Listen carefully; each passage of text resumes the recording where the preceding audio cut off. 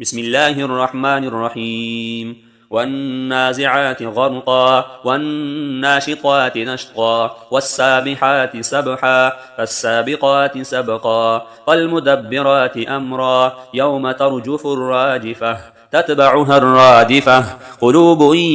يومئذ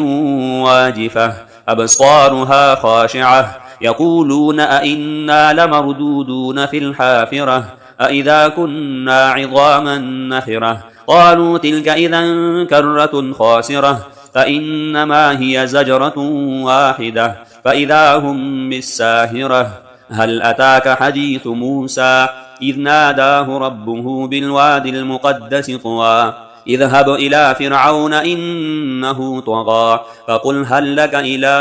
أن تزكى وأهديك إلى ربك فتخشى فأراه الآية الكبرى فكذب وعصى ثم أدبر يسعى فحشر فنادى فقال أنا ربكم الأعلى فأخذه الله نكال الآخرة والأولى إن في ذلك لعبرة لمن يخشى أأنتم أشد خلقا أم السماء بناها رفع سمكها فسواها وأغطش ليلها وأخرج ضحاها والأرض بعد ذلك دحاها أخرج منها ماءها ومرعاها والجبال أرساها متاعا لكم ولأنعامكم فإذا جاءت الطامة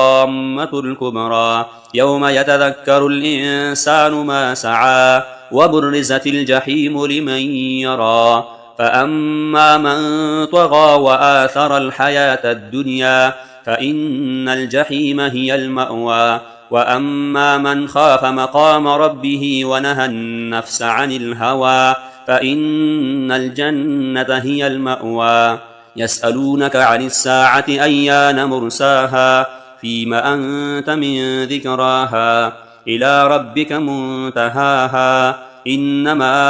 أنت منذر من يخشاها كأنهم يوم يرونها لم يلبثوا إلا عشية أو ضحاها.